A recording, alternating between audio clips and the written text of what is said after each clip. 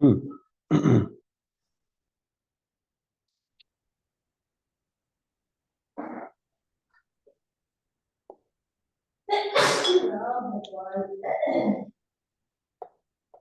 Reflection of light.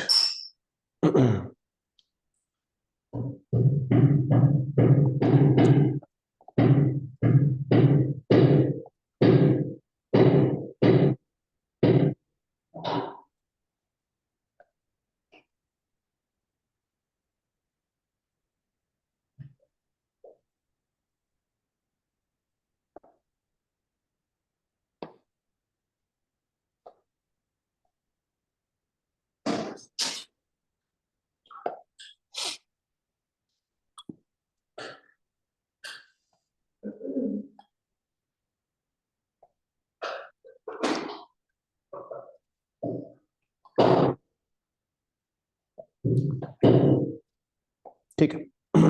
तो जिस प्रकार से अपन ने रिफ्लेक्शन में जो है वो सबसे पहले जैसे लॉज ऑफ रिफ्लेक्शन पढ़े थे, है ना, उसी प्रकार से अपन रिफ्लेक्शन में भी बात करेंगे। हाँ और जैसे रिफ्लेक्शन में अपन क्या कर रहे थे कि भाई एक रे पड़ेगी और पड़ के जो है वो रिफ्लेक्ट हो जाएगी, हाँ उसको बोलते हैं रिफ्लेक्शन। जुकाम हो गई क्या?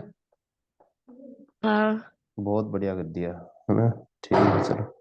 ठीक है, तो ये ऐसे रिफ्लेक्शन हो जाएगी। शादी से लाई है या फिर वैसे ही हो गई, रूम पे ही हो गई? सही नहीं। शादी में नहीं गई? गई थी ना। अच्छा अच्छा, तो जुकाम वहीं से हुई है या फिर रूम से हो गई, घर पे ही? घर पे हो गई थी ये तो। बहुत बढ़िया किया, चलो अच्छी बात है। चलो अब कम बोलना फिर, ठीक है। चलो। तो इसमें क्या था, अपन ने लॉ ऑफ रिफ्लेक्शन पढ़ा था। तो रिफ्लेक्शन की भाई कहा भी जो आई है वो आर के बराबर होता है, ऐसी कुछ बातें है। रिफ्लेक्शन में क्या होता है कि लाइट आर पार निकल जाती है। कोई भी एक सरफेस है, उसके आर पार जो है वो लाइट निकलती है। ऐसे नहीं है कि वो वापस जाएगी, रिफ्लेक्ट होगी। लेकिन जैसे मान लीजिएगा एक शीशा है, शीशा ले लिया अपन ने, शीशे के आर पार आप देख सकते हो, ठीक है। तो जैसे मैं कुछ एप्लीकेशंस बताऊंगा इसमें कैसे क्यों अपन पढ़ रहे हैं इसको। तो जैसे मान लीजिएगा ऐसे रख लेते हैं, शीशा है उसको अपन ने ऐसे रख लिया, हाँ तो बोलोगे ठीक है, ऐसे रखा। अब यहाँ पे एक लाइट इसके ऊपर गिर रही है जिसको अपन इंसिडेंट रे कहते हैं, ठीक है। और ये नॉर्मल बनाता है जैसे पहले बन रहा था। अगर ये मिरर होता तो वापस चली जाती, लेकिन ये क्योंकि क्या है, रिफ्लेक्टिव सरफेस है, इसलिए इसके अंदर जाएगी। अंदर जाती है, डेविएट हो जाती है। ऐसा नहीं है कि ऐसे गई और ऐसे निकल गई, ऐसे नहीं होता है। ये अपना एक एंगल चेंज कर लेती है ना। तो ये हाँ कुल अभी बताऊंगा कैसे कैसे होता है। ऐसे आती है और फिर ये ऐसे निकल जाती है, ठीक है। हाँ ऐसे निकलता है, इसका पूरा मैकेनिज्म ऐसे होता है। तो ये कहाँ कहाँ अपन देखते हैं, जैसे कि मान लीजिएगा आप शीशे से कोई देख रहे हो, है ना, कोई मोटा शीशा उसमें से देख रहे हो, तो ऐसे होता है कि भाई आपको वो चीज आगे दिखेगी पीछे दिखेगी। जैसे कि अपन जो चश्मा वगैरह पहनते हैं, उससे क्या होता है कि भाई आपके जो ऑब्जेक्ट है उसको इतने वो पावर ऑफ लेंस बोलते हैं जिसको, तो उतने पावर ऑफ लेंस को इतने पावर का रखेंगे ताकि उससे देख सके। अपना जो विजन हाँ होता है, अपने आंख में भी क्या होता है, लेंस होता है। उसमें भी यही हाँ सिस्टम होता है, रिफ्लेक्शन वगैरह की प्रॉपर्टीज रहती हैं, है ना। अपने को चीज आगे दिखना पीछे दिखना जो भी है ना, वो सारा रिफ्लेक्शन से ही है। उसके अलावा एक और इसकी प्रॉपर्टी होती है, जैसे ऊपर मान लीजिएगा कोई पक्षी है, वो मछली खाता है समुद्र में, तो मछली यहाँ पे पड़ी है, तो ऐसे क्वेश्चन आता है कि भाई ये मछली जो है इसको कहाँ दिखेगी तभी अटैक करे, है ना। तो वो सारी चीजें आती हैं। तो ये इसलिए अपन रिफ्लेक्शन पढ़ते हैं इन सबको पढ़ने के लिए, हाँ। ठीक है। एक टीआईआर का एक टॉपिक आता है, थोड़ा बस यहाँ पे हल्का हिंट दे रहा हूँ। जिस दिन टीआईआर पढ़ाऊंगा तो पूछूंगा भी मैं आपसे। टीआईआर फुल हाँ। फॉर्म बताइए टीआईआर की। Total internal reflection. हाँ, टोटल इंटरनल रिफ्लेक्शन होता है। तो इसमें होता है क्या है कि जैसे मान लीजिएगा इसमें टोटल इंटरनल रिफ्लेक्शन होता है, तो इसमें कोई पॉलिश नहीं होता है। कोई मिरर में तो क्या होता है कि पॉलिशिंग होती है नीचे, इसलिए जो है राइट रिफ्लेक्ट हो जाती है। लेकिन इसमें क्या होता है, इसमें नीचे आर पार दिखता है, वो जनरली पानी पे होता है टीआईआर वाला मैकेनिज्म। तो ये लाइट जो है यहाँ पे भी एक ऐसे एंगल, अभी बात करेंगे उसको क्रिटिकल एंगल बोलते हैं, उसको नहीं याद करना है। उस एंगल पे छोड़ी जाए अगर ये रे इंसिडेंट करे, तो ये पूरी की पूरी क्या हो जाएगी, रिफ्लेक्ट हो जाएगी। उसी को हाँ बोलते हैं टोटल इंटरनल रिफ्लेक्शन बोलते हैं, रिफ्लेक्शन। ठीक है। वो टीआईआर आएगा। चलो। टीआईआर बोर्ड के हिसाब से एक बहुत इंपॉर्टेंट टॉपिक है। अब देखो, अब सबसे पहले रिफ्लेक्शन की बात कर लेते हैं। रिफ्लेक्शन होता क्या है, ये तो एक मैंने हिंट दिया भी, डायग्राम, एक अच्छा डायग्राम अपन यहाँ बनाते हैं।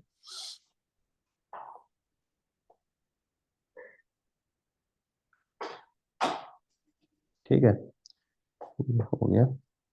इसको थोड़ा सा,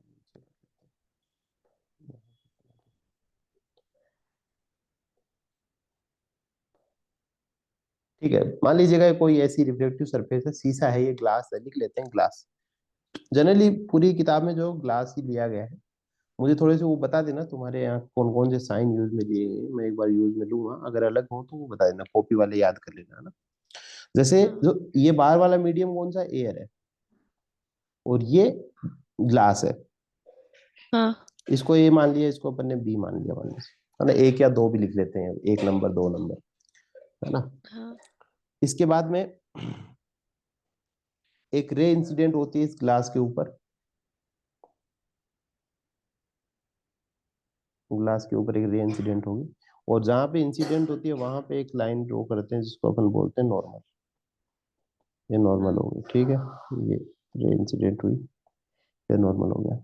इसके बाद में इसका एंगल जो है ना वो थोड़ा डेविएट होता है। ये इस एंगल को अपन बोलते हैं एंगल आई,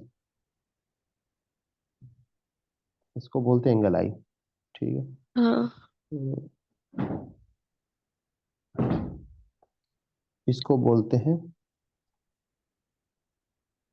एंगल आर, ठीक है। हाँ ये नॉर्मल है, ये भी नॉर्मल है अंदर वाला भी, ठीक है। अब देखो, ये यहाँ पे बी पॉइंट हो गया, ठीक है। अब कुछ चीजें आपको बताए तो इसके भी कुछ लॉज होते हैं, वो अपन लिख लेते हैं।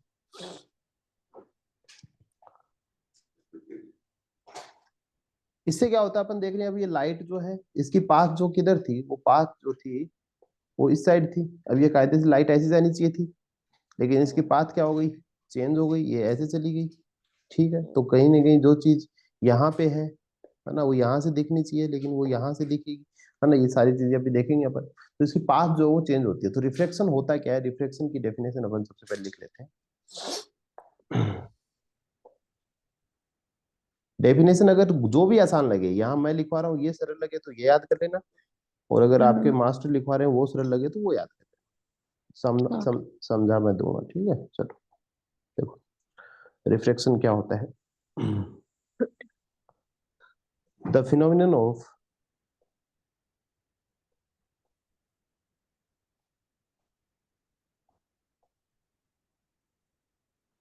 change in path of light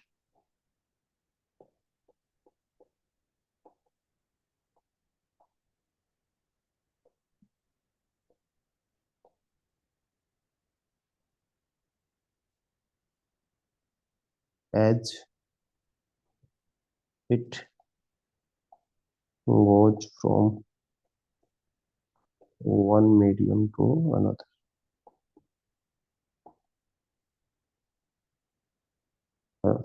मतलब एक मीडियम से दूसरे मीडियम में अगर लाइट जाती है, ट्रेवल करती है, तो उसकी वजह से जो पाथ होता है लाइट का वो चेंज हो जाता है, उसी को बोलते हैं रिफ्लेक्शन। तो ये जो ग्लास वाला मीडियम होता है इसको बोलते हैं डेंसर मीडियम, ठीक है। और जो ये एयर वाला होता है इसको बोलते हैं रेयरर मीडियम। ये पता है ना, ये पता है क्या, हाँ है ना। डेंसर मतलब डेंस है, इसके पार्टिकल जो बड़े पास पास में है, ठीक है। और रेयरर मतलब रेयर है, ये दूर दूर है इसके पार्टिकल्स, है ना, इसलिए इसको ऐसे बोल देते हैं।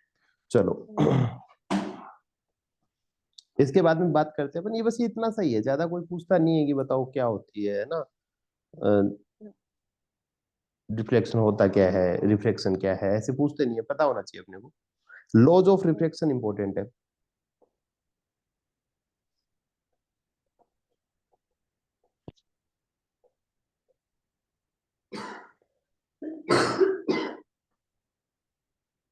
Laws of reflection,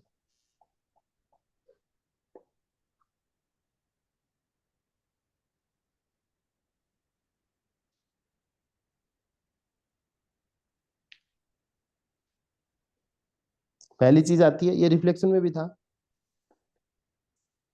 the incident ray,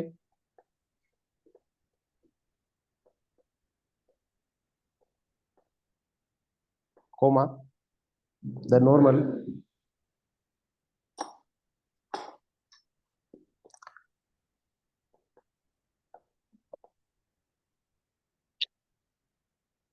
coma point of incidence, मतलब एक ही बात है, पॉइंट ऑफ इंसिडेंस जहां पे शीशे पे वो लाइट लग रही है ना उसको बोलते हैं point of incidence, comma reflected ray. चार है इसमें। हाँ इसमें चार हो जाएगा ना, उसमें उसका इतना रोल नहीं था, है ना, हटाना चाहो तो उसमें ये नहीं था, पॉइंट ऑफ इंसिडेंस शायद नहीं लिखा हुआ था, चल जाएगा, जरूरत नहीं है, हटा दो बस, ऐसे वो नहीं होता है, चार तीन ऐसे नहीं, समझ में आनी चाहिए अपनी बात। ठीक है, तो क्या हो गया, इंसिडेंस रे हो गया, नॉर्मल हो गया, लिखो तो लिख दो। और रिफ्लेक्टेड, ये सारी जो क्या होनी चाहिए, lies in the same plane, ये होना चाहिए बस, ये अपने को पता होना चाहिए, ये are lies in the same plane, एक प्लेन में होनी चाहिए। ठीक है, एक बिंदु तो ये हो गया, ये लाइन बड़ी इंपॉर्टेंट है, the ratio of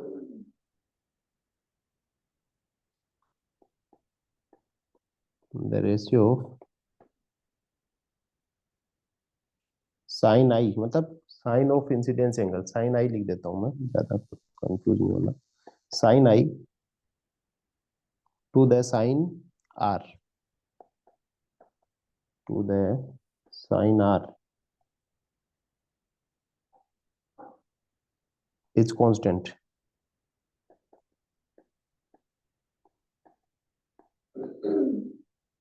is constant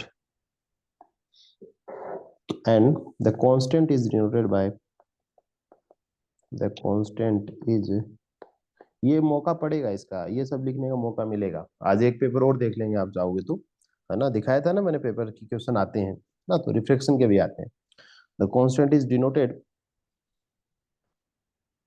N2 1। हाँ क्या लिखवा रखा है, एन लिखवा रखा है कि म्यू लिखवा रखा है तुम्हारे, N2 1। N2 1 लिखवा रखा है ना, हाँ तो N2 1 ऐसे लिख लेना पड़ेगा, तो इसको फिर ये जो है ना, इसको बी को 2 लिख देना, ठीक है, यहाँ पे अपने 2 लिख लेना, कहीं पे ए भी हो जाता है, कहीं पे 1 2 हो जाता है, ये कोई बात नहीं होती, ठीक है, तो इसको 1 2 हो गया, है ना, तो लेकिन जिसकी बात हो रही है जैसे अब इसको एकदम ये समझेंगे कैसे, देखो ये हो गया साइन आई अपॉन साइन आर बराबर N2 1, ठीक है तो जो मीडियम है ना यहाँ पे आएगा, मतलब जो डेंसर मीडियम है ना वो यहाँ आगे आएगा, ये ध्यान रखना है, जैसे एयर है तो यहाँ पे ऊपर वाला एयर होगा, हाँ। ठीक है, ये ऊपर वाला जो है वो एयर होगा, और ये नीचे वाला जो है वो मिरर हो जाएगा, ठीक है, ये जो मतलब ग्लास है जो भी है वो हो जाएगा, तो ये ध्यान रखना, अभी अभी और एग्जांपल आएंगे तो मैं और समझा दूंगा आपको, ठीक है, तो ये एक बात हो गई, ठीक, ये इंपॉर्टेंट फॉर्मूला है, ये आता है, इसी को इसका क्या नाम होता है, इस फॉर्मूले का नाम होता है,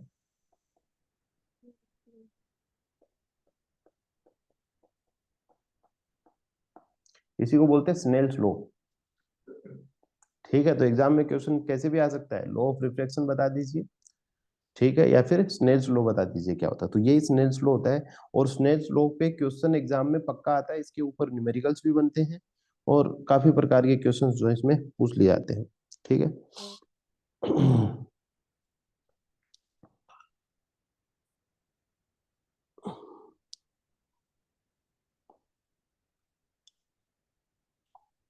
ये जो होता है ना, ये N1 2 जो बताया गया है, यहाँ पे जो ये बता रखा है ना, हाँ। N2 1 जो बता रखा है, अच्छा कहीं इसके आगे तो नहीं लिख रहा है, ऐसे भी लिख देते हैं इसको, N2 1 ऐसे लिख रखा है क्या, हाँ। ऐसे भी लिख देते हैं, ठीक है, तो जो बाद में आता है वो चल जाता है, तो कैसे भी लिख लेना, भले ऊपर भी लिख देते हैं, आपको बहुत जगह जनरली ऊपर ही देखने को मिलता है ना, हो सकता है बुक्स में ऐसे मिल जाए, ऐसे भी मिल जाए, तो ये दोनों सही है, मतलब ये मान के चलो, ठीक है, हाँ। तो ऐसे भी लिखा रहता है, तो ये जो N2 1 लिख रखा है, या फिर मैं एक बार ऊपर लिख रहा हूँ तो ऊपर लिख देता हूँ, है ना, कोई दिक्कत नहीं, आगे भी आता है, तो N2 1 जो होता है इसको बोलते हैं रिलेटिव रिफ्रैक्टिव इंडेक्स बोलते हैं इसको, रिलेटिव रिफ्रैक्टिव इंडेक्स। और ये कोई बहुत बड़ी माया होती नहीं है, कहीं भी आप दो चीजों में देखोगे ना, जैसे एक रिलेटिव परमिटिविटी था, है ना, और ये याद है क्या, कुछ तो पूछूंगा क्वेश्चन आपसे, बताओ मेरे को, कोलिगेटिव प्रॉपर्टीज पता है क्या? हाँ, कौन कौन सी होती हैं colligative properties? Relative lowering of vapour pressure, very good. और depression in freezing point, hmm, elevation in boil elevation in boiling point, बहुत सुंदर। और for the osmosis osmotic osmotic, pressure. बिल्कुल बिल्कुल। ठीक है, तो ये सारी चीजें मैंने इसीलिए पूछ लिया, यहाँ पे देखो लिखा है रिलेटिव लोबरिंग इन वेपर प्रेशर, है ना। तो उसमें अपन क्या कर रहे थे, उसमें एक बार तो अपन जो नॉर्मल सॉल्वेंट था उसका वेपर प्रेशर देख रहे हैं, फिर अपन देखते हैं कि जैसे उसमें सोल्यूट डालते हैं तो वेपर प्रेशर कम हो जाता है, तो अपन क्या पढ़ते हैं, रिलेटिव लोबरिंग ऑफ वेपर प्रेशर। तो यहाँ पे रिलेटिव टर्म आया, तो रिलेटिव का मतलब होता है कि किसी चीज से इसकी तुलना की जा रही है।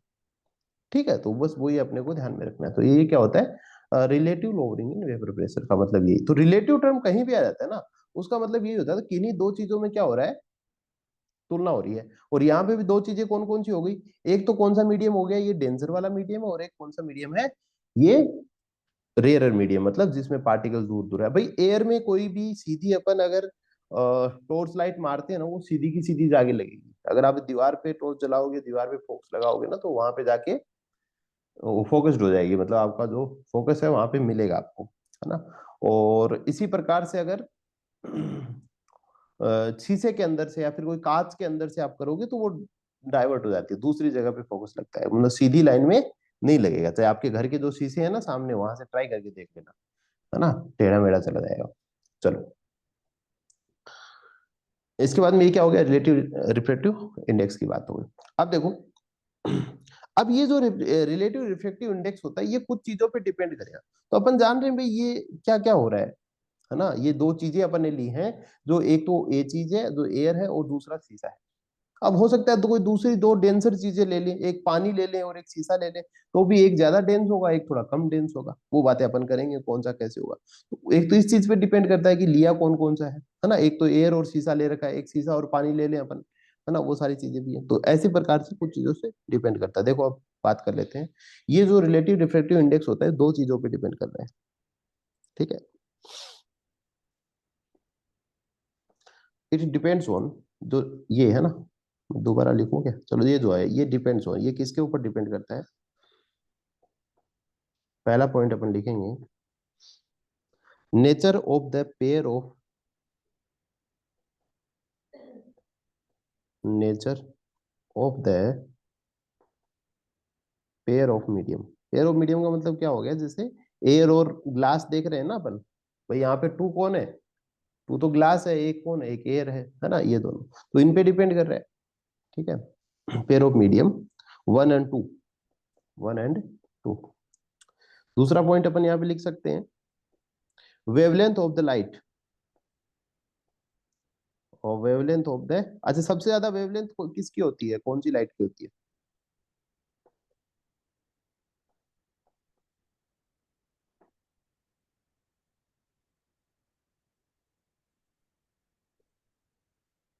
सबसे ज्यादा वेवलेंथ किसकी है? सनलाइट। नहीं नहीं, ऐसे नहीं पूछ रहा हूं मैं, सात लाइटें होती ना, मैं सात में से पूछ रहा हूँ, VIBGYOR। रेड। कल, हाँ रेड की सबसे ज्यादा वेवलेंथ होती है ना। हाँ। ठीक है, तो इसमें देखो थोड़ा सा मैं आपको रिलेशन लिखवा देता हूँ। ये जो रिफ्रैक्टिव इंडेक्स है ना, जिसकी वेवलेंथ कम होती है उसके लिए सबसे ज्यादा होता है। ठीक है, हाँ। तो सबसे ज्यादा किसके लिए होगा, वॉयलेट के लिए। ज्यादा इंपॉर्टेंट नहीं है, वॉयलेट लाइट के लिए जो रिफ्रैक्टिव इंडेक्स होता है वो ज्यादा होता है। कैसे? कैसे का नहीं होता है यहाँ पे, है ना। मतलब इससे क्या होता है कि जैसे लाइट ट्रेवलिंग की बात होती है ना, अभी बात करेंगे, अभी इसकी अभी आएगा आगे। तो उसमें ट्रेवल करने के ऊपर डिपेंड करता है कि कौन सी लाइट कितना ज्यादा ट्रेवल कर पा रही है ना। उसके बाद में जो है इसका निकलता है ना, ये पूरा एक इसकी कितनी वेवलेंथ होती है वो निकलेगी, फिर इसकी वैल्यू पुट करते हैं, है ना। ये मैं एक बार आपको बस एक याद करने के पॉइंट से बता रहा हूँ कि किसकी ज्यादा हो, जिसकी वेवलेंथ कम होती है उसका ज्यादा होता है। अभी आएगा आगे तो बताऊंगा, ठीक है। लेकिन जैसे जो रिफ्रैक्टिव इंडेक्स है वो वोलेट लाइट के लिए ज्यादा होता है। मान लीजिए कल को क्वेश्चन आ जाए ऐसा कि बताइए कौन सी लाइट के लिए जो रिफ्रैक्टिव इंडेक्स है वो ज्यादा होता है, और ऑप्शन में ये इनमें से चार ऑप्शन दे दें, है ना, तो उसमें जैसे ब्लू आ जाए, ग्रीन आ जाए, वाई आ जाए, ओ आ जाए, है ना। अब इनकी वेवलेंथ ये सब तो याद नहीं कर सकते, लेकिन हाँ ये याद रख सकते हैं अपन कि जो कम होता है ना उसका ज्यादा होता है, जिसकी वेवलेंथ अगर डाउन है तो उसका जो ये रिफ्रैक्टिव इंडेक्स है वो ज्यादा निकल के आता हाँ। है ना। तो वो चीज, ये बहुत सारी चीजों पे डिपेंड करती है, उसमें वैल्यू डालनी पड़ती है, इनका भी रिफ्रैक्टिव इंडेक्स याद रखना पड़ता है कि ग्लास का कितना होता है ना, ऐसा होता है। तो वो नहीं याद करना होता है, ये बस अपन ठीक है हाँ ये याद कर लो कि एयर का कम होता है, ग्लास का ज्यादा होता है, ठीक हाँ। है। चलो फिर भी ऐसी कोई चीज आती है तो वो एग्जाम में दिया रहता है कि इसकी जो म्यू है वो इतना मिलेगा आपको, ठीक है। तो बस यहाँ पे एक बार इतना आप याद रखिए कि वी का जो है वो ज्यादा होता है रिफ्रैक्टिव इंडेक्स, ठीक है, वॉयलेट लाइट का ग्रेटर होता है, और रेड लाइट जो होता है उसका कम होता है, हाँ। लेस होता है। ये कोई एक बार पुरानी एग्जाम में क्वेश्चन था एक बार ऐसा, तो उसलिए अपन यहाँ पे लिख लेते हैं, ठीक है। हाँ। फिर समझ गए ना, बीच की लाइटें हैं उनका बस उस हिसाब से हाँ। अपन देख लेंगे, जो पहले आएगी उसका पहले, ठीक है। चलो ये बस दो ही लाइनें हैं, इनमें ज्यादा वो नहीं करना है, इसके अलावा और भी एक दो शब्द होते हैं इसमें। अच्छा एक देखो, आपको अब्सोल्यूट भी लिखवा रखा है क्या, अब्सोल्यूट हाँ। रिफ्रैक्टिव इंडेक्स हाँ। लिखवा है क्या, चलो ये और लिख लेते हैं थोड़ा सा, absolute refractive index,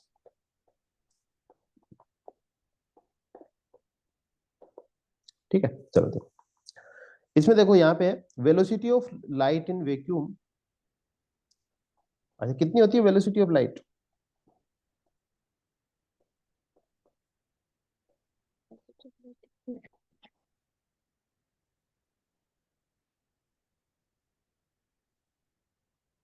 velocity of light in vacuum upon velocity of light in medium, इसी को बोलते हैं अब्सोल्यूट रिफ्रैक्टिव इंडेक्स। तो कभी भी इसके क्वेश्चन नहीं आते हैं, अब इसमें ज्यादा वो घुसना नहीं होता अपने को, क्वेश्चन आएगा तो ये बता देगा आपको, इवन आपको velocity of light in vacuum भी आपको बताएगा कि कितनी होती है ना।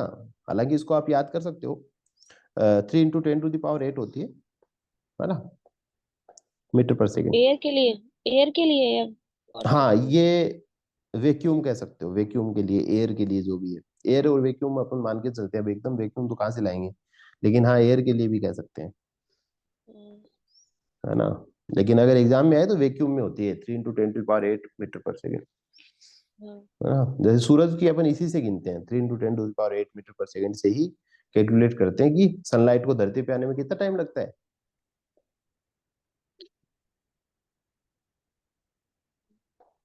पता है क्या, आइडिया है कितना देर लगती होगी। 8 मिनट। बहुत सही, अति सुंदर, ठीक है, तो वो इसी से काउंट करते हैं। तो हो गया velocity of light in vacuum upon velocity of light in medium. हाँ। तो वो ये नहीं है कि अब ये कैसे निकाले, तो आपको कुछ नहीं है, एग्जामिनर आपको बताएगा कि लाइट में वैक्यूम में कितनी होती है, मीडियम में कितनी होती है, फिर वो आपको निकाल के देनी है, ठीक है। या फिर इसका एक क्वेश्चन आता है, इसको सी अपॉन म्यू लिख देते हैं, सॉरी सी अपॉन वी लिख देते हैं, velocity of light in vacuum को सी लिखते हैं और इसको वी लिख दिया, ये होता है किसके बराबर, अब्सोल्यूट रिफ्रैक्टिव इंडेक्स के बराबर होता है, हाँ। ठीक है, ये फॉर्मूला होता है। अब आपको अगर दे दें कि बताए, कोई आपको बोले कि जो सी है उसकी वैल्यू हो गई, यही बताएगा वैक्यूम में होती है 3 × 10⁸ मीटर पर सेकेंड होती है, ठीक है, ये आपको सी का बता दिया। आपको बोल देंगे कि जो म्यू है, जो रिफ्रैक्टिव एब्सोल्यूट रिफ्रैक्टिव इंडेक्स वो है हाँ। 1.5, तो अब बताओ इसकी वी मीडियम में कितनी स्पीड से जो है वो लाइट ट्रेवल करेगी, है ना, ग्लास के अंदर, या फिर मतलब उसकी लाइट की स्पीड बताओ मीडियम में कितनी ट्रेवल होगी, तो इससे निकल हाँ। जाएगा आप, है ना, इसको डिवाइड कर देंगे 1.5 से, तो आंसर निकल हाँ। जाएगा। ये ऐसे क्वेश्चन आते हैं जो कि शायद नहीं आते हैं, देख लेंगे अपन पेपर में, लेकिन ऐसे क्वेश्चन आने के चांस कम ही रहते हैं। चलो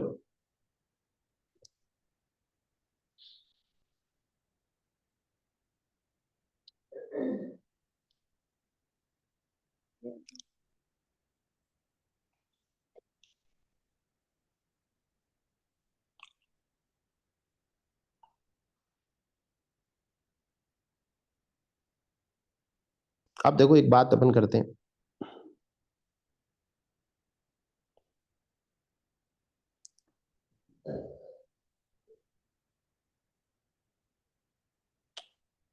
एक छोटी सी हेडिंग लगाएंगे जो कंसेप्ट समझने में काम आएगी। यहाँ से क्वेश्चन हालांकि बनते तो यहीं से है, लेकिन फिर भी भाई रेयर डेंसर की बात होती है। एक हेडिंग आती है,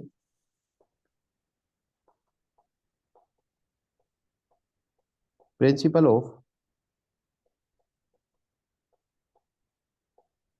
रिवर्सिबिलिटी ऑफ लाइट। इसके एक लाइन में मैं आपको पहले बता देता हूँ कि होता क्या है। देखो, principle of reversibility of light, इसका मतलब ये है कि मान लीजिए एक लाइट है, एक लाइट है, उसको अगर आप एक ग्लास में डाल रहे हो, ये मीडियम कौन सा, मान लीजिए एयर मीडियम है, जिसको अपन ने वन बोल दिया, इसको अपन ने क्या बोल दिया, वन बोल दिया।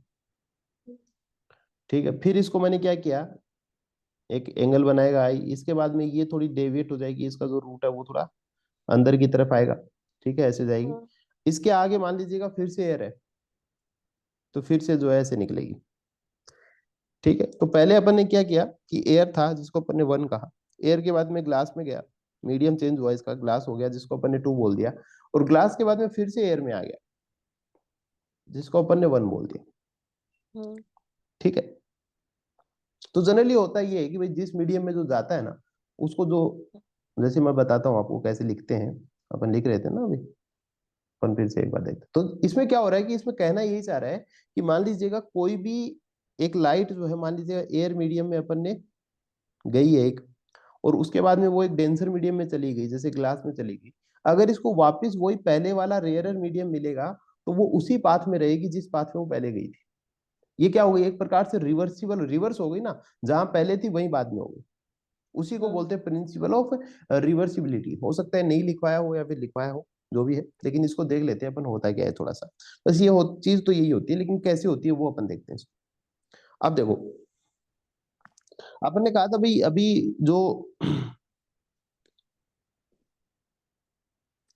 रिलेटिव रिफ्रैक्टिव इंडेक्स की बात की थी,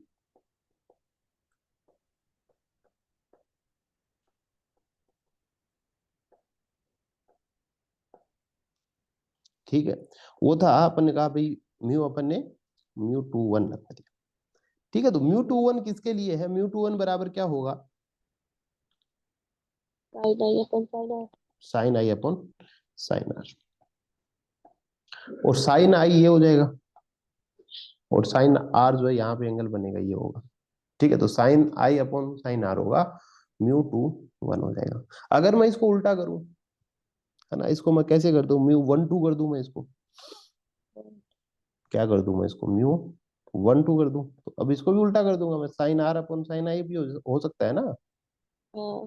भाई ये उल्टा हो गया, ये भी उल्टा हो गया, ये उल्टा, ये मैटर करता है कि आप दो पहले लिख रहे हो कि एक पहले लिख रहे हो, है ना, उसके ऊपर ये डिपेंड करता है। ठीक, चलो अब देखो,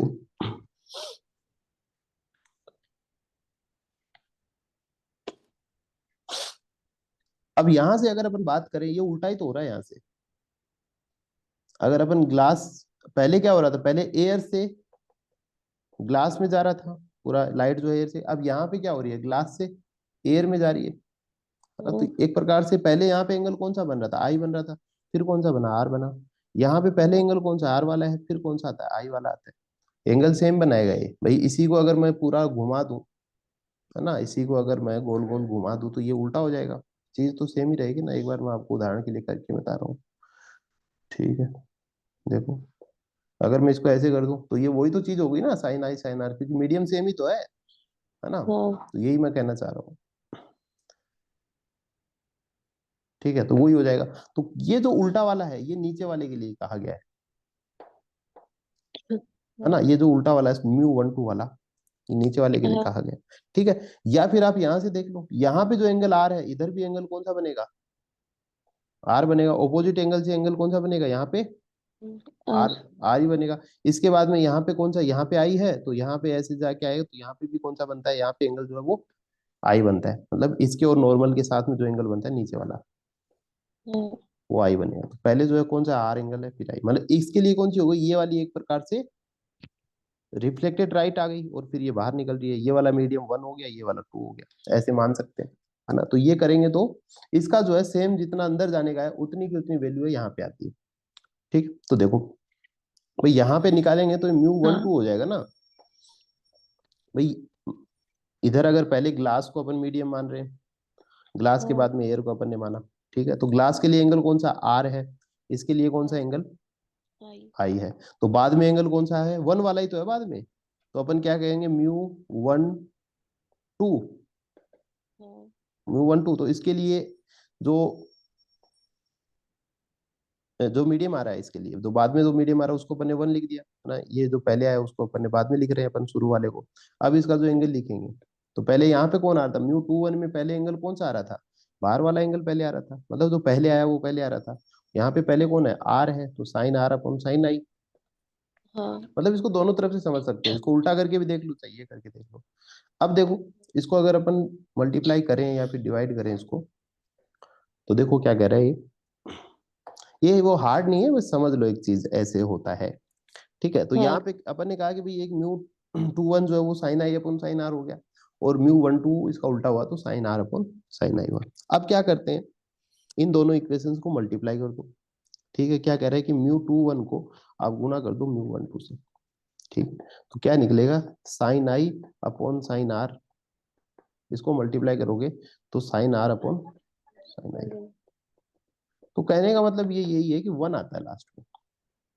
ठीक हाँ है, तो लास्ट में क्या हो गया कि ये जो mu two one into mu one two, ये तभी है जब मीडियम सेम है, बराबर क्या हो गया, वन हो गया। तो म्यू टू वन बराबर वन अपॉन म्यू वन। ये एक रिलेशन बनता है जो कि कोई ज्यादा इंपॉर्टेंस रखता नहीं है, लेकिन कहना यही चाह रहा है कि एक मीडियम में अगर एयर, पहला एयर मीडियम है, फिर ग्लास आता है, डेंसर आता है, और फिर से उसी पहले वाले मीडियम में आता है, तो लाइट जो है वो सेम ही पाथ पे ट्रेवल करती है। हाँ ठीक है, बस ये इतना ही कहना चाहता है, और इसका जो फॉर्मूला होता है भाई सेम पाथ पे ट्रेवल, तो ये जस्ट इसका उल्टा हो जाएगा, म्यू टू वन बराबर म्यू वन टू। ठीक है, one by mu one two. ठीक है, तो वही कोई ज्यादा वो नहीं है ना, ये बस नॉर्मल है, आपने समझ लिया।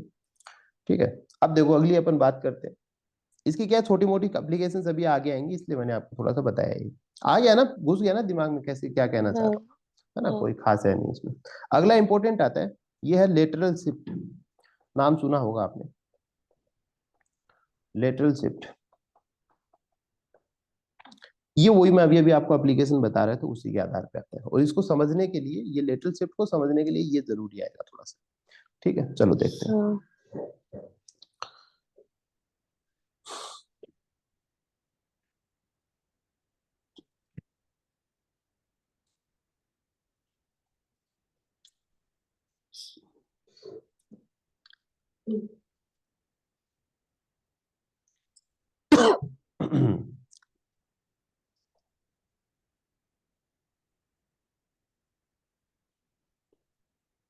लेटरल शिफ्ट के लिए एक डायग्राम बनाएंगे, लेटरल शिफ्ट इंपॉर्टेंट टॉपिक है बोर्ड के हिसाब से।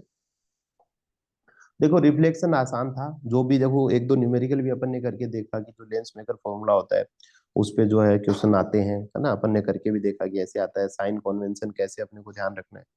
अभी जो अपन ने रिफ्लेक्शन वाला पढ़ रहे हैं इसमें सारा का सारा लेंस वाला मामला आता है ना। जो रिफ्लेक्शन वाला पढ़ा वो तो आपकी जैसे एप्लीकेशंस क्या थी उसकी, गाड़ियों में लगा दिया, है ना, टेलीस्कोप वगैरह में भी लगता है, मिरर का काम होता ही है ना, और अपना घरों में भी शीशा होता है, इस प्रकार की जो भी रिक्वायरमेंट्स थी उसमें। और रिफ्लेक्शन में जो अपने चश्मा वगैरह लगाते हैं आंखों के लिए, या फिर दूरबीन वगैरह बन रही है ना, हाँ टेलीस्कोप वगैरह में लेंस भी होता है, मिरर भी होता है ना, और हाँ है ना, ये सारी चीजें जिनके आर आर पार देखा जाए, है ना। चलो, ये सारी चीजें जो है वो रिफ्लेक्शन वाले में आती है। देखो, तो इसमें जो है एक आता है लेटरल शिफ्ट, जो है वो इंपॉर्टेंट टॉपिक हो जाता है। जो रिफ्लेक्शन वाला पार्ट है ये थोड़ा सा ज्यादा समझने के लिए अपने को ज्यादा जोर लगाना पड़ता है, रिफ्लेक्शन आसानी है। ठीक है, चलो एक डायग्राम बनाते हैं।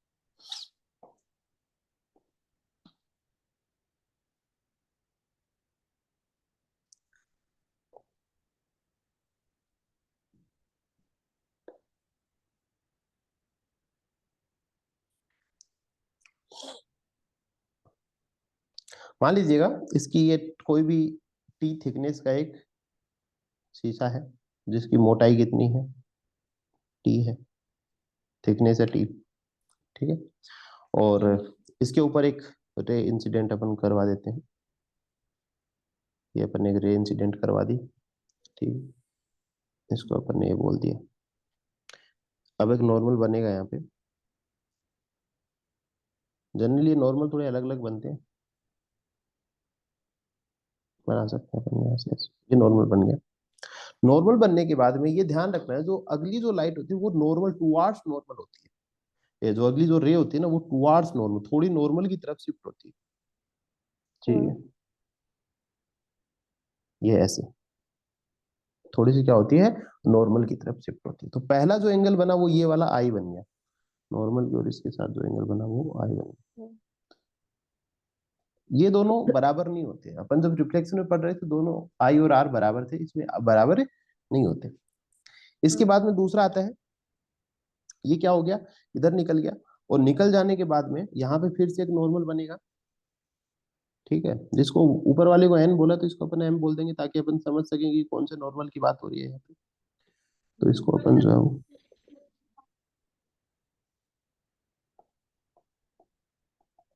इसको अपन एम बोल देते हैं। ठीक है। चलो, अब जो है ये बाहर निकलेगी लाइट, तो बाहर निकलते समय क्या होगी, नॉर्मल से दूर जाएगी। ठीक है। बाहर निकलते समय नॉर्मल से दूर जाएगी, तो इसको अपन ने फिर से जो है क्या बोले भाई, ये वाला एंगल हो गया जो नॉर्मल से दूर जा रहा है, और ये जो है ये आर हो गया। क्योंकि ये लाइट इससे बाहर जा रही है तो इसको जनरली ई बोल देते हैं, इसको एंगल बोल देते हैं ई। मतलब एमर्स बाहर निकल रही है ना, एग्जिट हो रही है जो भी है, इसको अपन बोलते हैं ई। तो इंसिडेंट के उस साथ में जो बना रही है वो क्या हो गया, वो आई हो गया। फिर यहाँ पे रिफ्लेक्शन वाला बना रही है ना, रिफ्लेक्ट हुई है ना यहाँ पे, ये हो गया आर हो गया। और यहाँ पे फिर जो है फिर से अपन कहेंगे कि भाई एंगल आर, तो ये वाला भी आर होगा यहाँ पे, ये वाला भी आर होगा। अब देखो, अगर मैंने कहा भाई ये थोड़ी सी क्या हो गई, लाइन जो है वो डेविएट हुई है, लेकिन अगर ये लाइट जो अपने पाथ पे ही रहती तो कहीं ना कहीं शायद इस साइड निकल जाती है। अपने पाथ पे होती तो इधर निकलती है, थोड़ी सी नीचे भी मान सकते हो। ठीक है। थोड़ी सी नीचे कर लेते हैं।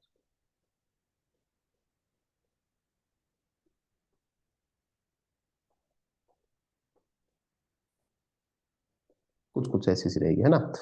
अब कह रहे हैं ये जो एंगल है ये पूरा का पूरा एंगल क्या है, आई बना है। ठीक है। ये पूरा ऊपर वाला एंगल आई बना है। देखना, कोशिश करना समझने की। मैं इसको ऐसे बोल दूं कि आई माइनस आर है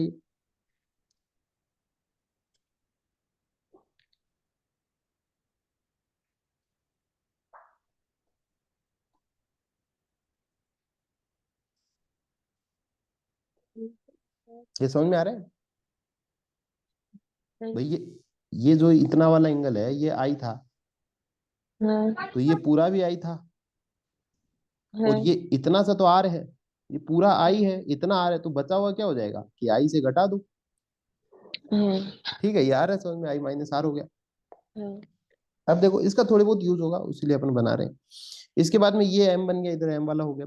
यहाँ पे अगर अपन एक परपेंडिकुलर लाइन खींचे, क्योंकि अपने को यहाँ पे ट्रायंगल बनाना पड़ेगा चीजें निकालने के लिए, तो यहाँ पे एक परपेंडिकुलर लाइन खींच सकते हैं अपन ऐसे। ठीक है। पढ़ा तो रखा ना लेटरल शिफ्ट आपको, नहीं, लेटरल शिफ्ट पढ़ा है नहीं है। इसमें मैंने देख लिया पर मम्मी को मिला ही नहीं।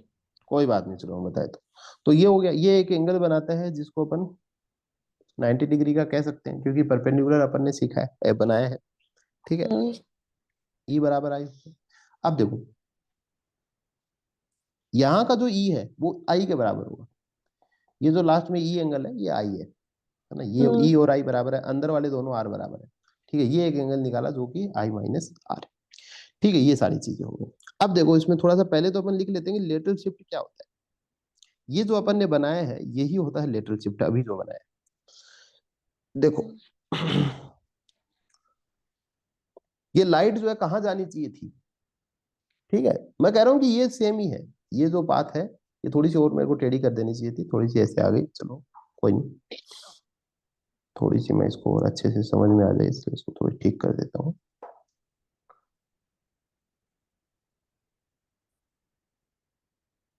ठीक है, ये ऐसे हो जाएगी, ये एंगल ई हो जाएगा और आई बराबर ये। ठीक। अब ये लाइट देखो वैसे तो कहाँ जानी चाहिए थी, ये लाइट है देखो समझने की कोशिश करना, ये लाइट वैसे तो ऐसे निकल जानी चाहिए थी, ये ऐसे जाती फिर ये ऐसे निकल जाती। हम्म, ठीक है, ग्लास निकला। अभी अभी अपन ने कहा कि भाई हाँ ये बात ठीक है आपकी कि ये लाइट जिस दिशा में जा रही है उसी दिशा में अगर मीडियम चेंज हुआ, पहले एयर था फिर ग्लास था फिर एयर था, तो बोले कि हाँ, इसी दिशा में जाएगी, लेकिन जगह चेंज हो जाएगी, वो यहाँ पे आ रही थी, अगर ये शीशा नहीं होता तो ये लाइट यहाँ से निकल जाती, हाँ, लेकिन क्योंकि बीच में शीशा लगा हुआ है तो ये क्या होगी, थोड़ी सी नॉर्मल की तरफ आएगी लाइट, और फिर जो है जब मीडियम वापस एयर मिला तो एंगल सेम ही बनेंगे, दोनों उसी एंगल पे निकलेगी। लेकिन क्या हाँ, हुई, ये इससे इतनी दूर, इस लाइट से इतनी दूर जो है किधर आ गई, लेटरली शिफ्ट हो गई। हाँ, समझ में आ रही है बात? हाँ, इसी को बोलते हैं लेटरल शिफ्ट, इसी को क्या बोलते हैं, लेटरल शिफ्ट बोलते हैं। अभी देखो, तो इसको मान लेते हैं अपन डी, डी डिस्टेंस मान लेते हैं, डी डिस्टेंस से क्या हो गई, ये थोड़ी इधर आ गई। ठीक है, हम्म, समझ रहे हो ना? हाँ, ज्यादा अपने को देखना नहीं है, बस ये लेटरल शिफ्ट समझ में आ गया ना, डायग्राम वगैरह नहीं बनवाया तो यहाँ से सीख लेना थोड़ा सा, ये लेटरल शिफ्ट का डायग्राम होता है, लेटरल शिफ्ट का क्वेश्चन बोर्ड में आता है। ठीक है, देखो अब कुछ बातें अपन यहाँ पे लिख लेते हैं इसके बारे में कि लेटरल शिफ्ट होता क्या है। ठीक है, तो यहाँ पे एक डेफिनेशन लिखेंगे लेटरल शिफ्ट, ज्यादा कुछ भी नहीं सीखना है यहाँ से, लिखेंगे the perpendicular distance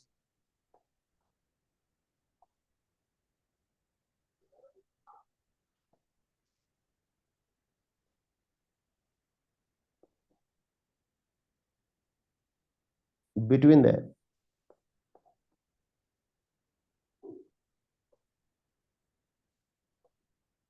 between the incident ray and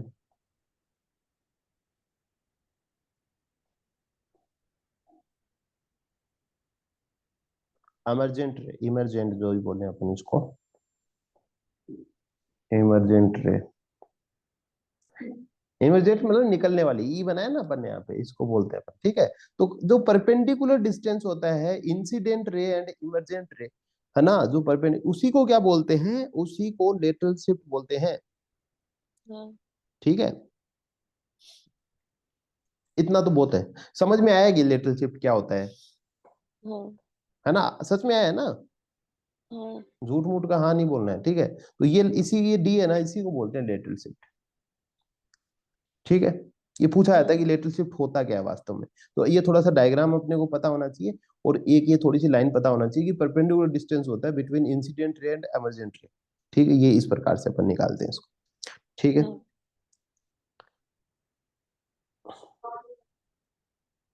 ठीक है, इसके अलावा कुछ भी इसमें से जानना नहीं है।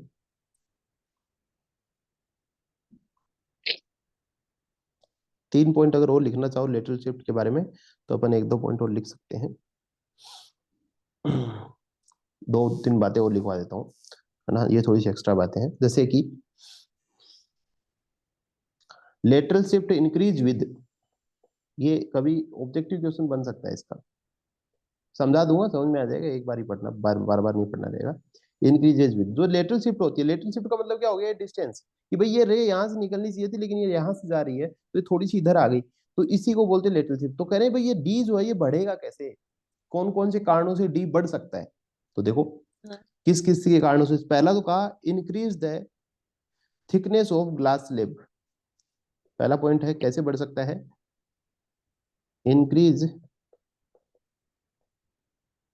In the thickness of glass slab, अगर जो ग्लास आपने लिया है इसकी मोटाई बढ़ा दोगे तो बढ़ सकता है, हम्म, या फिर increase in well angle, increase in angle of incidence, अगर एंगल ऑफ इंसिडेंस बढ़ा दोगे तो बढ़ जाएगा ना, कैसे ही हाँ, गणित लगाओगे तो फिर एक यहाँ से फॉर्मूला निकल के आता है वो निकालना पड़ेगा, और वो फॉर्मूला होता है 1/cos r sin i - r, ये बहुत लंबी रामायण हो जाएगी, वो नहीं सीखना अपने को, इसलिए ये तीन पॉइंट याद रख लेना, क्वेश्चन यहीं से आएगा। ठीक है, मेरे को कोई हाँ। जोर नहीं आएगा, मैं फॉर्मूला लिखवा दूंगा, लेकिन आपको याद करना पड़ेगा फिर, है ना। तो पहला क्या हो गया कि अगर आप क्या करते हो, ग्लास स्लैब की थिकनेस बढ़ा दोगे तो लेटरल शिफ्ट बढ़ जाएगा, एंगल ऑफ इंसिडेंस को बढ़ा दोगे तो बढ़ जाएगा, या फिर रिफ्रैक्टिव इंडेक्स को बढ़ा दोगे तो बढ़ जाएगा, इंक्रीज इन और रिफ्रैक्टिव इंडेक्स। अगर आप रिफ्रैक्टिव इंडेक्स को म्यू को बढ़ा दोगे तो भी बढ़ जाएगा। तीन चीजें, क्वेश्चन कैसे भी एग्जामिनर घुमा के पूछ सकता है। डिक्रीज कैसे होता है, तो इन तीनों चीजों को डिक्रीज कर दोगे तो डिक्रीज हो जाएगा। लेकिन ध्यान हाँ। रख लेना, इंसिडेंस एंगल को आई को बढ़ाओगे तब बढ़ेगा, आर को बढ़ाओगे तब नहीं बढ़ेगा, है ना। तो ये एंगल ऑफ इंसिडेंस को बढ़ाने से बढ़ जाता है। ठीक है, ज्यादा इंपॉर्टेंट यही है कि लेटरल शिफ्ट होता क्या है। ठीक है, हाँ। चलो।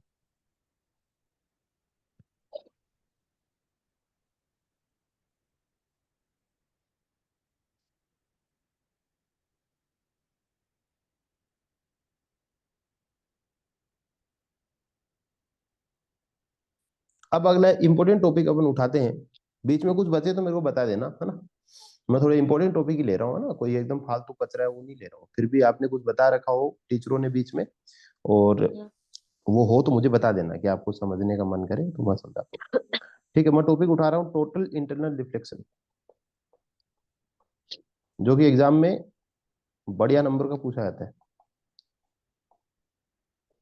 और बीच में छोटी छोटी चीजें हैं जो मेरे हिसाब से ठीक नहीं है इतनी। ठीक है, फिर भी कुछ हो मेरे को बता देना। हम्म। ठीक है, चलो।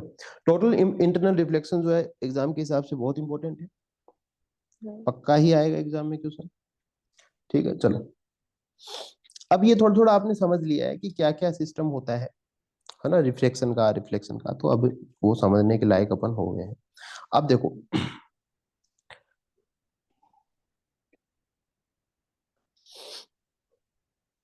मान लीजिएगा अभी तक क्या हो रहा था, अपनी एयर से जो है इसको यहां से हटा देते हैं पूरा।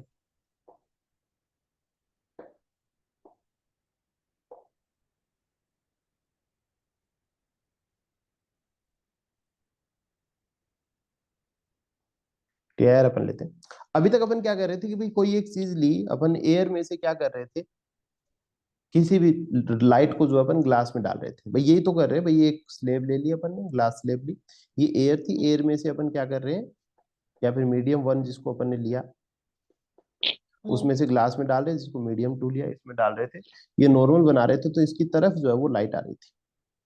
यही हाँ। सारी रामायण अपन कर रहे थे। अब देखो, हाँ। इसके बाद में अगला जो बिंदु अपन उठा रहे हैं, अब कह रहे हैं कि अगर यहां से लाइट बाहर जाए, दूसरी एक चीज अपन ने ये भी कही कि भाई पहली चीज तो क्या थी, एयर से ग्लास में चली गई। दूसरी एक हाँ। कंडीशन अपन ने ये भी ली थी कि एयर से ग्लास में आई, ग्लास से फिर वापस एयर में गई। तो अपन ने हाँ। कहा कि भाई उसमें लाइट की जो डायरेक्शन है वो सेम हो जाएगी, जैसे ये इस डायरेक्शन में जा रही है, तो ये वाली रे भी इतने ही एंगल पे इसी डायरेक्शन में जाएगी। लेकिन क्या हो जाएगा भाई, थोड़ी सी पीछे खिसक जाएगी, लेटरल साइड में खिसक जाएगी, और इसी को क्या बोलते हैं, लेटरल शिफ्ट बोलते हैं। हाँ। ये सारी कहानी अपन ने देखी। हाँ। अब देखो, अब अपन क्या कह रहे हैं कि नहीं, यहां से जाए लाइट, और लाइट यहां से ऊपर की तरफ जाए। यहां से मान लीजिएगा, यहां पे आप टॉर्च पकड़ के बैठ गए, आप पानी में बैठ हाँ। जाओ और पानी से लाइट बाहर मार रहे हो, तो पानी से बाहर फोकस मारोगे तो वो लाइट क्या होगी, बाहर आएगी। बाहर आएगी तो उसी हाँ। प्रकार से एक एंगल बनाती हुई बाहर निकल जाएगी, एक दूसरा एंगल बनाएगी उससे बाहर निकलेगी। ठीक है, कोई भी वो एंगल हो सकता है। ठीक है, देखिए जैसे कि ये एक नॉर्मल है।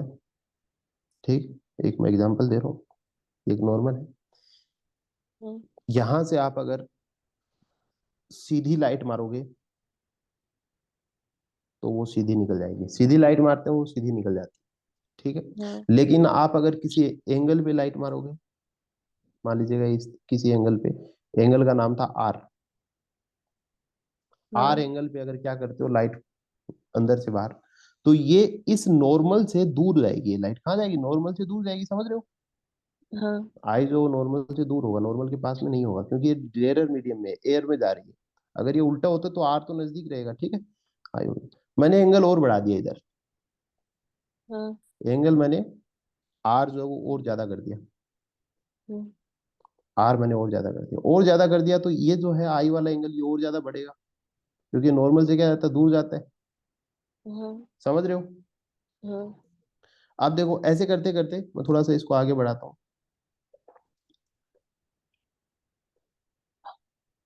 ऐसे करते करते और मैंने आर बढ़ाया, मैं क्या कर रहा हूँ, आर बढ़ा रहा हूँ।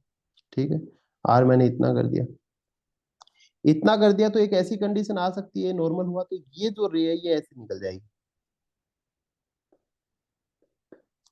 ये लाइन समझ में आ रही है क्या? हाँ कि वापस बताऊं, मैंने एक आर एंगल पे छोड़ा तो ये आई एंगल पे जाएगा, और आई का जो एंगल बनेगा नॉर्मल से दूर जाके बनता है, मतलब ये दूर जाएगी। आर मैंने और बढ़ाया तो और ज्यादा दूर जाएगी, आई बनेगी। तो मैंने आर और बढ़ा दिया, तो एक ऐसी कंडीशन आएगी कि जो आई एंगल है वो कितना हो जाएगा, 90 डिग्री हो जाएगा। हाँ ठीक है, अब अगर मैं इससे ज्यादा एक और बनाऊं, मैं एक कंडीशन और बनाऊं, यहाँ इसके आगे बनाऊं, ये आर मैंने थोड़ा और बढ़ा दिया। अब बताओ, ये नॉर्मल है, ये जाएगा, ये क्या हो गया, ये आई हो गया, ये एंगल जो है वो, हाँ ये लाइट अंदर से आई थी, ये हाँ लाइट अंदर से आई थी और कहाँ हो गई, अंदर ही चली गई, इंसिडेंस अंदर ही हो गया। हाँ हो गया कि नहीं हो गया, तो ये क्या हो गई, टोटल पूरी की पूरी लाइट अंदर की तरफ क्या हो गई, रिफ्लेक्ट हो गई ना। अब रिफ्लेक्ट थोड़ी हो, रिफ्लेक्ट तब हो गई ना तो बाहर निकले, हाँ लेकिन बाहर तो नहीं निकली, ये पूरी की पूरी क्या हो गई, अंदर की तरफ ही वापिस से चली रिफ्लेक्ट गई। हो गई। समझ में आ रहा है? हाँ इसी को बोलते हैं टोटल इंटरनल रिफ्लेक्शन, TIR। आया कि नहीं आया? आ गया। आ गया ना। चलो, हाँ अब देखो, अब इसके बारे में कुछ बातें लिख लेते हैं, लिखेंगे तो फिर से समझ जाएंगे। अब देखो पहली लाइन अपन लिखेंगे कि टोटल इंटरनल रिफ्लेक्शन होता क्या है। द फिनोमिनन ऑफ TIR क्या होता है, the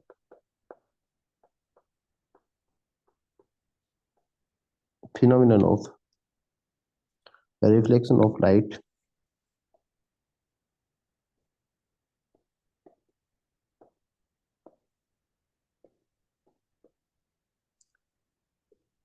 that takes place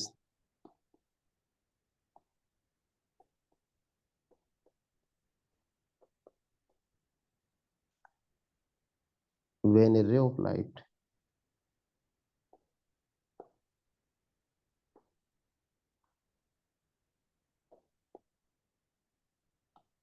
traveling in a denser medium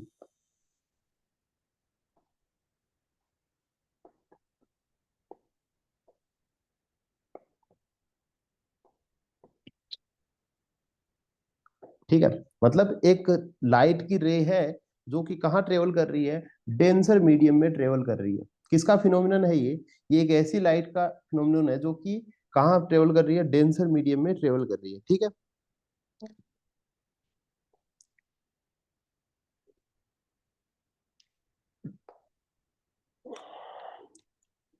gets incident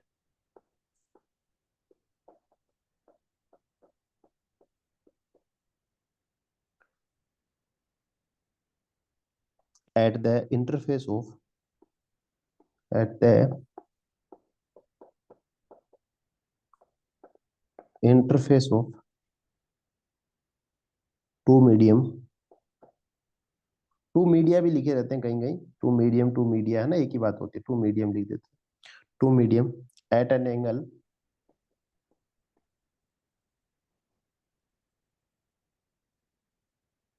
of reflection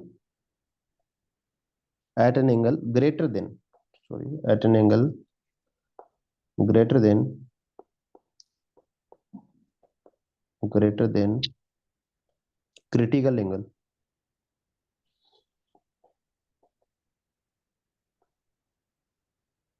देखो मैं समझा देता हूँ क्या कहना चाह रहे हैं, कि the phenomenon of reflection of light, light reflection का वो एक गतिविधि, एक फिनोमिनन दैट टेक्स प्लेस जो कि होता है when A ray of light travelling in A denser medium, जब एक लाइट की जो रे है वो डेंसर मीडियम में ट्रेवल करती है तब होता है, gets incident at the interface of two medium. Interface of two medium का मतलब क्या है, ये वाली लाइन जहां से दो मीडियम चेंज हो रहे हैं, इधर एयर है इधर ग्लास है, ठीक है, तो यहाँ पे इंसिडेंट रे कौन सी है, ये वाली है। टेक्निकली देखा जाए तो इंसिडेंट रे कौन सी है, ये वाली। ये तो मैंने समझाने के लिए बता दिया कि ये एंगल आई है, वैसे ये एंगल आर है, लेकिन वो कंफ्यूज हो जाएंगे फिर, इसलिए मैंने ऐसे आर लिख दिया यहाँ पे। बल्कि ये कौन सी है, ये इंसिडेंट रे है, क्योंकि लाइट कहाँ से आ रही है, अंदर से आ रही बिल्कुल से। है ना। तो हाँ। ये एक प्रकार से क्या हो रही है, यहाँ पे इंसिडेंट हो रही है। कहाँ पे इंसिडेंट हो रही है, ये एयर और ग्लास वाले लाइन में इंसिडेंट हो रही है। ठीक है, अब ये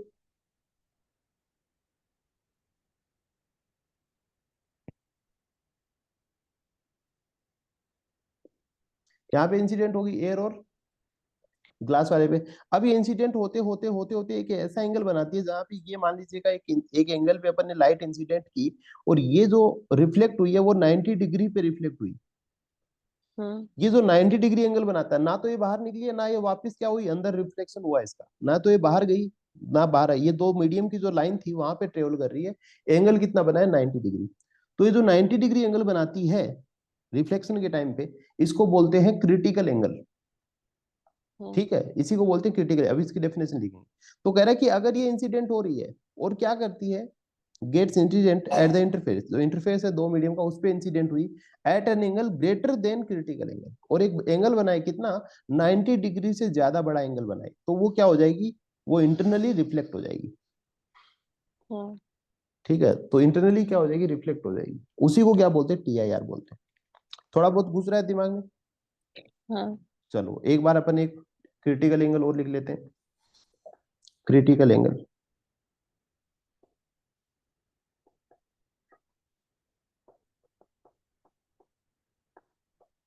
क्रिटिकल एंगल क्या होता है, देखो इसके बारे में और अपन लिखते हैं दो बातें।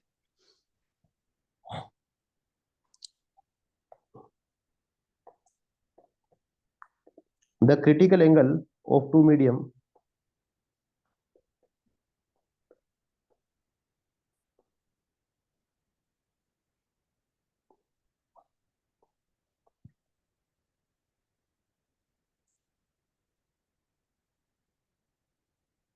is the angle of incidence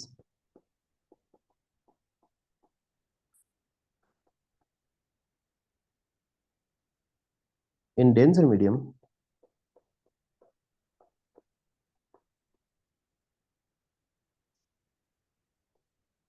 for which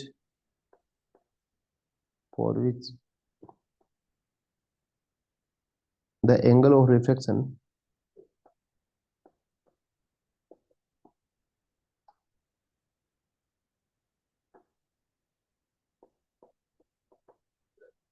in the rarer medium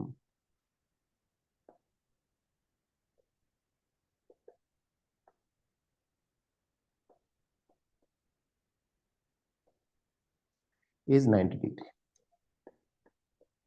क्या है, 90 डिग्री, है ना। तो कहने का मतलब क्या हुआ कि भाई, तो जो जो टी आई आर है, तो हाँ। टी आई आर जो है वो क्या हो गया, वो मान लीजिएगा डेंसर मीडियम से एक लाइट निकली है। हाँ। ठीक है, एक लाइट निकली है, तो वो धीरे धीरे क्या होगी, एक 90 डिग्री का एंगल बनाती है। ठीक है, तो ये 90 डिग्री, हाँ। यही क्या है भाई, ये एक क्रिटिकल एंगल है। तो क्रिटिकल एंगल क्या होता है, ये angle of incidence in A denser medium. तो डेंसर मीडियम में क्या हो रहा है, एंगल ऑफ इंसिडेंट, ये वाला आई होगा वैसे, है ना। ये तो मैंने आपको समझाने के लिए आर लिख दिया, वैसे आई होता है। आर मतलब क्या होता है भाई, आर नजदीक होता है, तो यहाँ वाला आई नजदीक होगा। और ये क्या होगा, ये रिफ्लेक्ट हो रहा है, तो ये आर लिख लेना, भले आई और आर भी कर सकते हो आप, है ना। है ना, हाँ। चाहो तो लिख सकते हो, बाकी A1 A2 A3 ऐसे लिखा मिलता है एग्जाम, है ना, तो वो जरूरी नहीं है। तो ये आर हो जाएगा। तो कहने का मतलब ये जो एंगल रिफ्लेक्ट हो रहा है वो कितना हो गया, 90 डिग्री हो गया।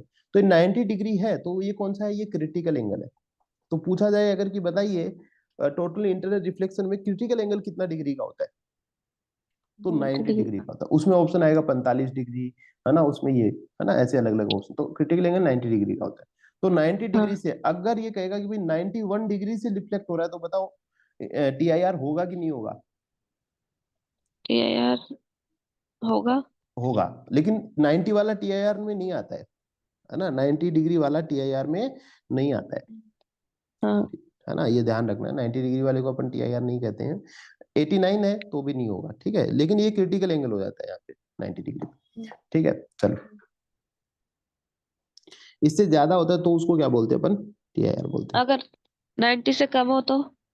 कम हो तो कहाँ टी आई बाहर निकल जाएगी ना फिर तो। और 90 से अगर ये कम हो रहा है, मान लीजिए ये एंगल 89 है, ऐसा होगा 90 से कम, ये एंगल 89 मान लो एकदम नजदीक से बाहर निकल जाएगी ये लाइन, मतलब ये रिफ्लेक्ट नहीं हो पाएगी। रिफ्लेक्ट का मतलब देखो एक लाइन में बताऊं तो ये रिफ्लेक्शन में अपन ने क्या पढ़ा था, यहाँ से एक लाइट जाए और वो वापस अंदर आ जाए, तो ये इंसिडेंट लाइट हो गई, ये रिफ्लेक्टेड। रिफ्लेक्टेड में ये यहाँ से बाहर नहीं निकलेगी लाइट आगे, समझ रहे हो ना। अब ये तभी अंदर आएगी जब ये वाला एंगल है, यहाँ से नॉर्मल बना रहा है, ये वाला एंगल 91 डिग्री का होगा तभी अंदर आएगी, या फिर 90.1 बोल दूं मैं इसको, तो तभी ये अंदर आएगी लाइट। तो उसी को बोलते हैं टोटल इंटरनल रिफ्लेक्शन। मतलब वो पानी से आर पार लाइट जा सकती है, लेकिन फिर भी एक एंगल ऐसा बन रहा है जिसकी वजह से जो है वो वापस क्या हो जाएगी, टकरा के अंदर आएगी। ठीक है, इसी को बोलते हैं अपन टी आई आर। ठीक है, तो ये बात हो गई टी आई आर की वो। ठीक है, एक छोटी सी हेडिंग लास्ट में और लिखवा देते हैं फिर अपन खत्म करते हैं। एक लाइन लिखोगे, relation between, T I R समझने की कोशिश करना है ना, एक बार वो पढ़ लेना, और जो क्लास में हो सकता है थोड़ा ज्यादा लिखवा दिया उसके बारे में, वही पढ़ के देख लेना। Relation between refractive index and critical angle, refractive index and critical angle. ठीक है, देखो तो अपन ने पहले क्या पढ़ा था कि म्यू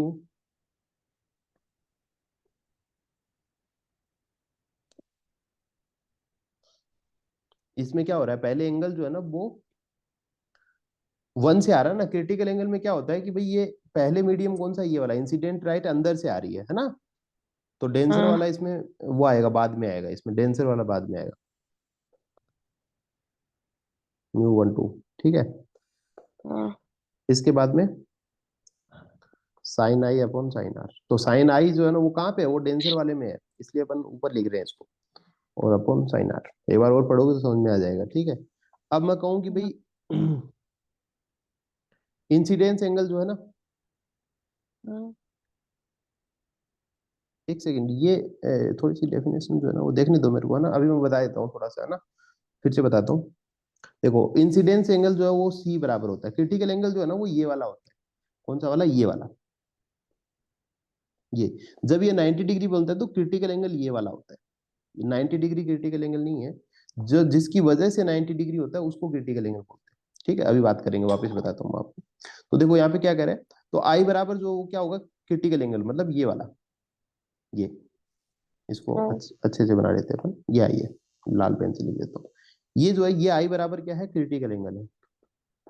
मतलब कितने एंगल से अपन क्या करें, इस लाइट को इंसिडेंट करें कि ये वाला एंगल जो है कितना हो जाए, 90 डिग्री हो जाए, इसी को क्या बोलते हैं, क्रिटिकल एंगल बोलते हैं। ठीक है, अब देखो तो आई बराबर क्या हो जाएगा, सी के बराबर होगा। आई किसके बराबर होगा, क्रिटिकल एंगल के बराबर होगा। तो साइन आई में अपन क्या कर दें, साइन सी कर दें, तो μ12 बराबर sine c upon sine r कर दें अपन इसको। ठीक है, आई के बराबर में अपन ने सी रख दिया, इसलिए अब, हाँ जी बोलिए। नहीं, मैंने नहीं बोला।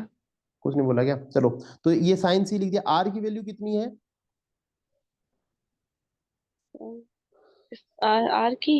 हाँ, तो रिफ्लेक्ट हो रहा है, रिफ्लेक्ट हो रहा है तो 90 डिग्री से रिफ्लेक्ट हो रही है ना, है ना, तो आर जो है 90 डिग्री हो गया, तो साइन 90 की वैल्यू कितनी होगी, 1। साइन 90 की वैल्यू हो जाएगी 1। ये इंपॉर्टेंट है ये वाला रिलेशन। ठीक है, तो साइन सी अपॉन 1 बराबर μ12। ठीक है, तो ये तो क्या हो गया, जब मीडियम कहाँ से हो रहा है, मीडियम इंसी मतलब डेंसर मीडियम में इंसिडेंस हो रहा है तब हो रहा है ना। अगर इसी को अगर उल्टा कर दें अपन, भाई रिफ्रैक्टिव इंडेक्स क्या था, μ21 को बोलते हैं रिफ्रैक्टिव इंडेक्स, तो वास्तव में तो μ21 होता है ना, रिफ्रैक्टिव इंडेक्स तो ये होता है। ये तो अब कंडीशन के हिसाब से μ12 है, कंडीशन क्या है कि इंसिडेंस लाइट जो है ना वो 2 नंबर में है, तो इसको बाद में लिखेंगे, फिर जो इंसिडेंस लाइट वाला होता है उसको बाद में लिखते हैं, है ना। तो पहले एयर वाले में से था तो अपन क्या लिख रहे थे, 2 1 लिख रहे थे, क्योंकि इंसिडेंस कहाँ से हो रहा था, एयर से हो रहा था। यहाँ पे इंसिडेंस कहाँ से हो रहा है, डेंसर मीडियम से हो रहा है, तो इसको पहले अपन ने क्या लिख दिया, इसको बाद में लिख दिया अपन ने डेंसर मीडियम को। लेकिन हकीकत में तो रिफ्रैक्टिव इंडेक्स क्या होता है, μ21 होता है, तो μ21 क्या हो जाएगा, इसका उल्टा हो जाएगा, तो 1 अपॉन साइन सी बराबर क्या हो जाएगा, μ21 हो जाएगा। समझ में आ रहा है। है ना। ठीक है, तो आज अपन इतनी बात करते हैं, और कल जो है वो अपन कुछ और बात करेंगे टोटल इंटरनल रिफ्लेक्शन के बारे में, इसकी क्या क्या एप्लीकेशन है, कहाँ कहाँ ये काम आता है ना। और हाँ उसके बाद में जो है अपन स्पेरिकल रिफ्रैक्टिव सरफेसेस की बात अपन करेंगे, मतलब हाँ लेंस की बात करेंगे। ठीक हाँ। है, कल लेंस की बात करेंगे, स्पेरिकल। हेडिंग मत डालना, इसको मैं मिटाऊंगा, ये कल के लिए लिख रहा हूँ, रिफ्रैक्टिंग सरफेस। इससे पहले थोड़ी इसकी एप्लीकेशन और पढ़ेंगे अपन। हाँ ठीक है, चलिए, चलो तो आज अपन इतना ही देखते हैं। हाँ।